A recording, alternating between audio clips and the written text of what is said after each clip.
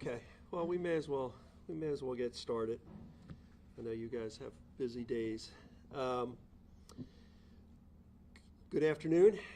My name is Sean McCormack. I'm the District Attorney here in Cumberland County.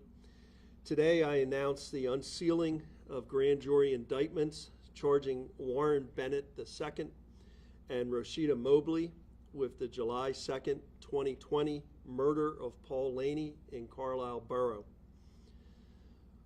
On September 24th of 2025, the 16th Cumberland County indicting grand jury returned an indictment charging Warren Bennett II with first-degree murder, third-degree murder, aggravated assault, and criminal use of a communication facility.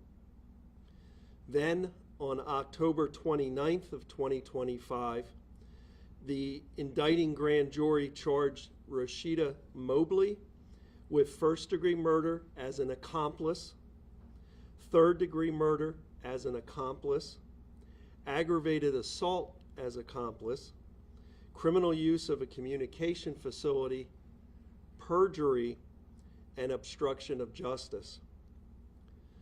The root of the events that led up to Paul Laney's death can be traced several years prior and involve ongoing disputes between two groups of people who either lived or frequented the Carlisle area. One past incident in particular involved the shooting death of DJ Harris in June of 2016.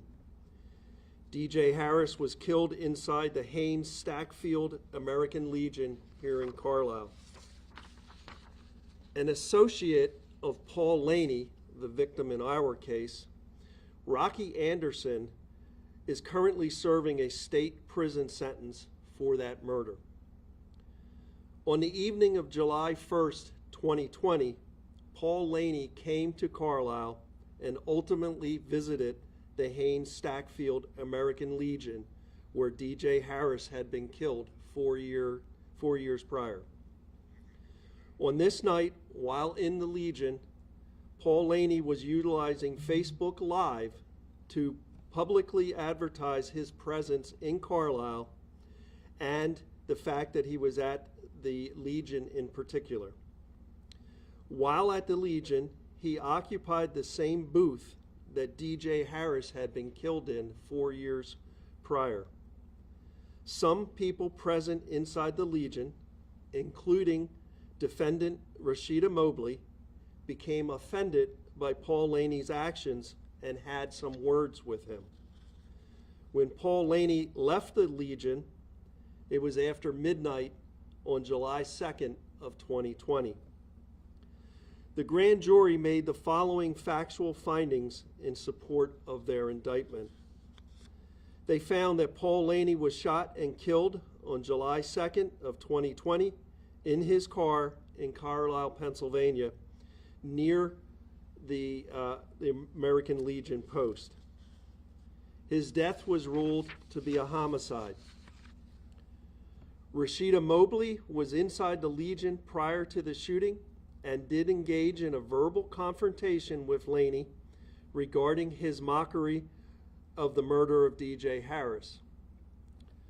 Mobley was the grand jury found that Mobley was communicating by text message and phone calls with Warren Bennett II in the time period of July 1st to July 2nd of 2020.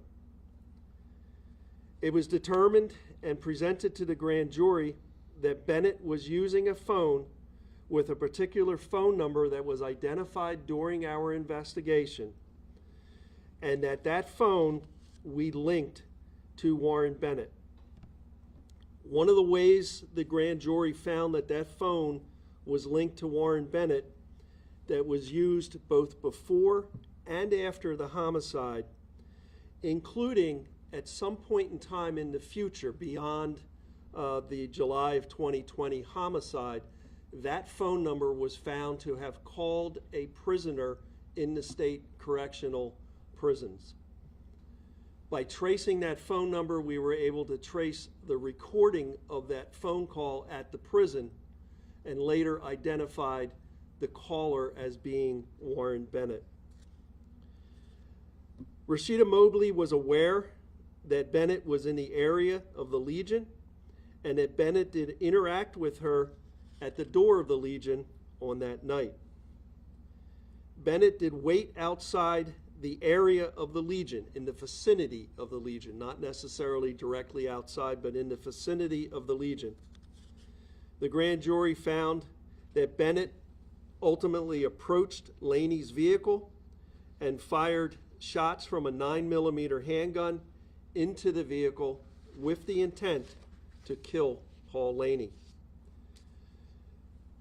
The grand jury also found that Warren Bennett was aware that Bashi Bailey was accompanying Paul Laney that evening and was also at the Legion. And the grand jury found that Warren Bennett was aware that Bashi Bailey would also likely be injured and killed when he fired his handgun into the vehicle where Bashi Bailey was the passenger, Paul Laney was the driver. Paul Laney sustained fatal gunshot wounds. Bashi Bailey sustained serious bodily injury as a result of this shooting. The grand jury further found, as it relates to defendant Rashida Mobley, that her actions assisted with the commission of the homicide, that Mobley was aware that Bennett wanted to harm Laney when she communicated with him about Paul Laney's whereabouts. Mobley also testified twice before two different grand juries. She testified before the 14th investigating grand jury, and then a number of years later testified before the 16th investigating grand jury.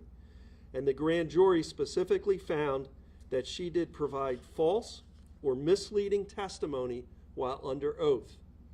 That gives rise to the perjury charge and to the obstructing justice charge that she has in addition to the homicide and aggravated assault charges.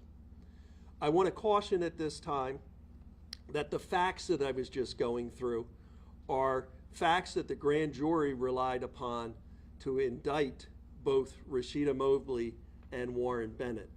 However, at this time, they are mere allegations, and both defendants are considered to be innocent until proven in a court of law.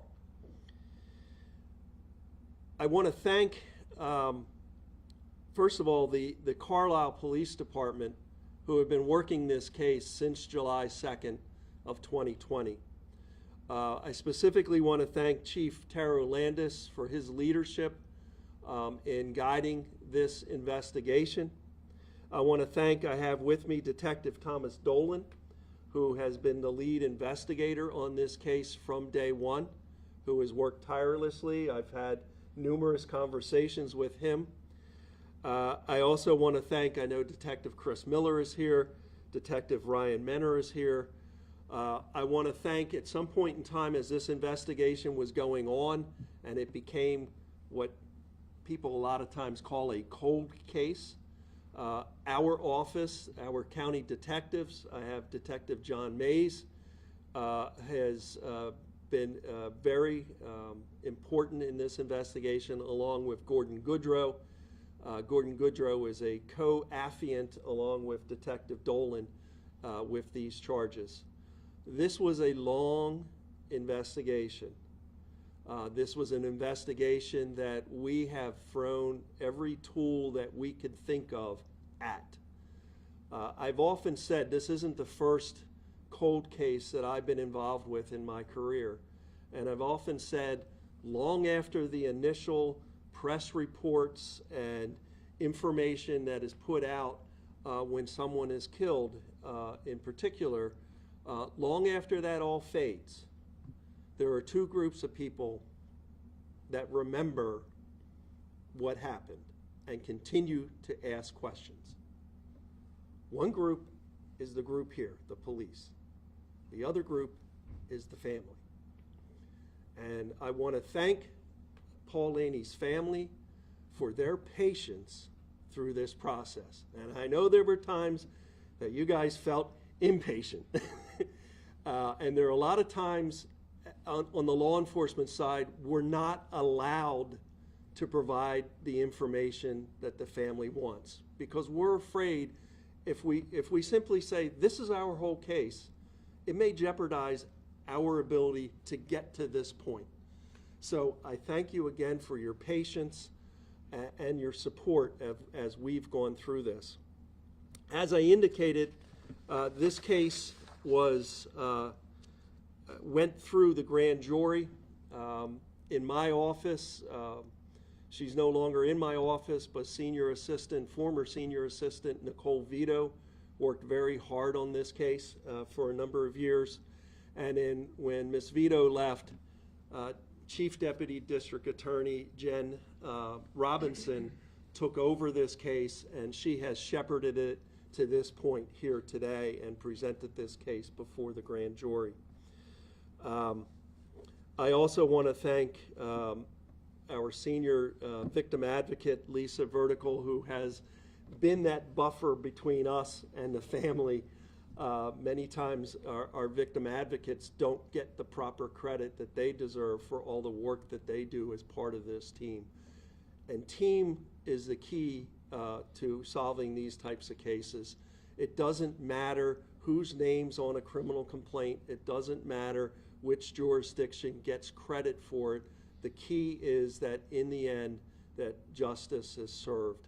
And we are taking those steps towards serving that justice here today. But I do caution, we still have to go through the criminal process. We are still at the beginning of the criminal process. There's still a lot ahead.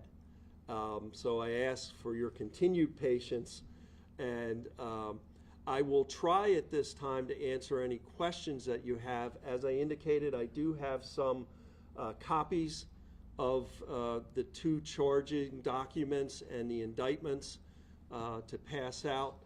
They are now public documents. They were sealed up to this point. Both Rashida Mobley and Warren Bennett were arraigned this morning before Judge Peck. They are both sitting in prison currently without any bail because they face a lifetime sentence, and under Pennsylvania's Constitution, anyone facing a lifetime sentence is not eligible for bail. It is my understanding that Rashida Mobley's first court appearance will be March 2nd of 2026 before Judge Peck, and that Warren Bennett's first court appearance will be March 3rd of 2026 before Judge Peck. Judge Christy Lee Peck is the judge that's assigned to this case, and as I previously indicated, Jen Robinson is the Assistant District Attorney or Chief Deputy District Attorney in my office who will be prosecuting this case. The other thing I caution is I will take some questions.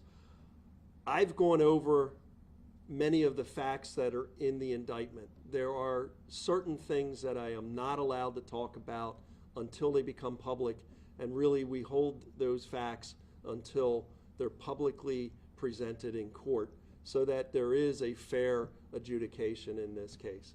But I certainly would answer any potential questions that you might have at this time.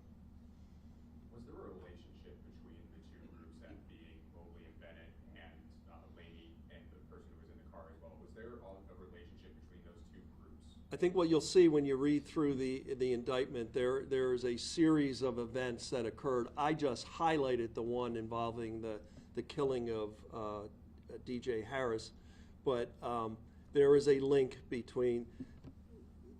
Carlisle's not a huge city. It's a small borough, and everybody knows everybody, so to speak, and there is that familiarity of a link. Yes. You said that there was intent to kill that night. How many shots were fired into the vehicle? I understand that Paul Laney, and I don't want to upset the family, but Paul Laney had three gunshot wounds, and at least one gunshot wound to Blashy Bailey, who was the passenger in the car. Whether there were more shots or not, we'll that'll come out in court.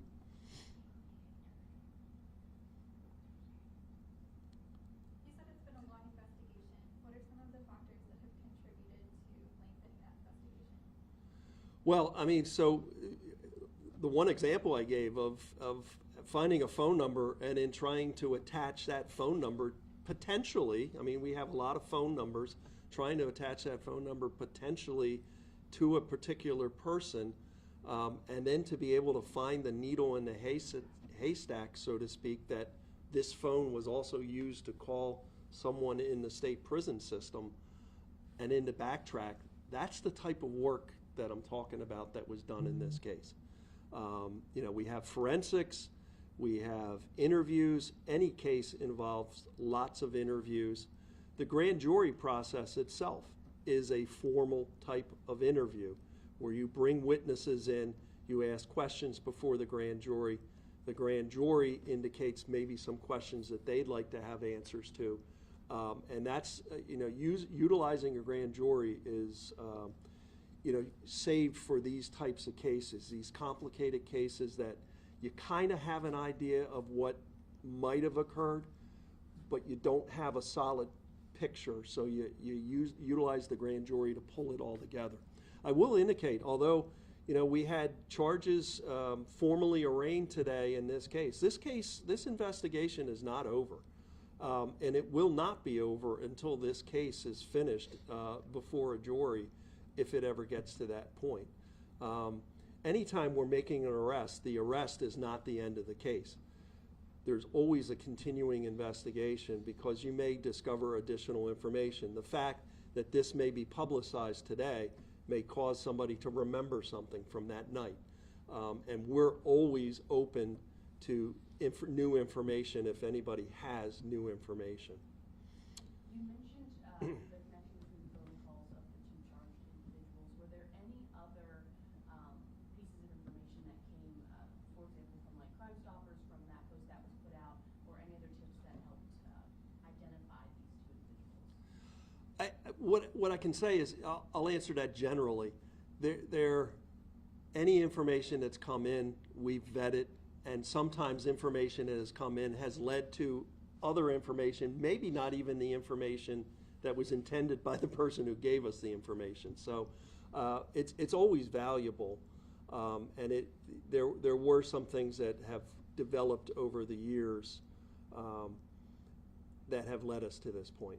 And like I said, unfortunately, and I think it's the right way to do it, I can't get into every little detail of the case as much as I may want to lay it all out for you.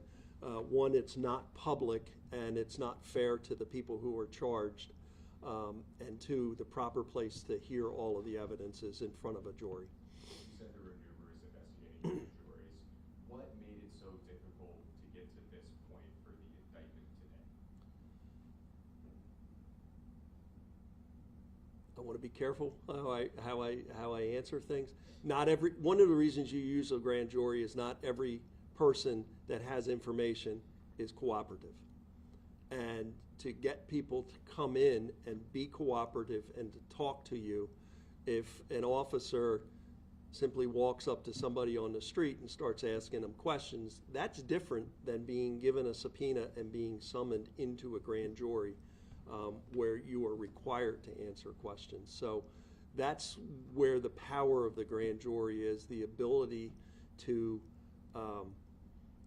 have people, compel them to testify and to compel them to tell you what they know.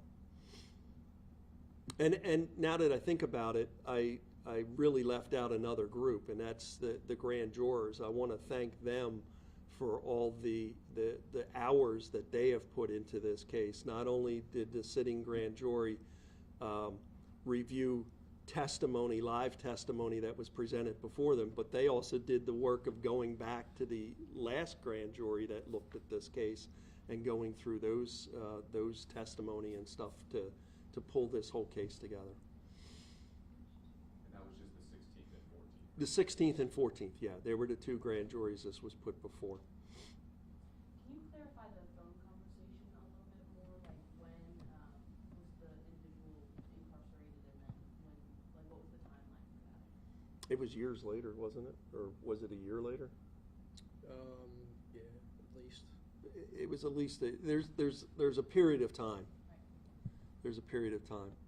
I mean, there's a lot of times information that we have, and we don't know how it relates to things, and it takes time to sift through, all the different pieces of evidence, and sometimes when you're trying to put that puzzle together, it looks like you're fitting the right pieces in, and then this one stubborn piece doesn't seem to fit, and suddenly you have to realize that maybe it doesn't fit because it doesn't belong in that place, and you've got to kind of back off. You can't always have one theory of a case and only follow that one theory. You have to be able to have an open mind and kind of let the evidence lead you where it's going. Any other questions? I want to thank you for covering this here today, and I appreciate everything that you guys do all the time. So thank you very much. And I have some of those papers up here if you want. Thank you, guys. Yep.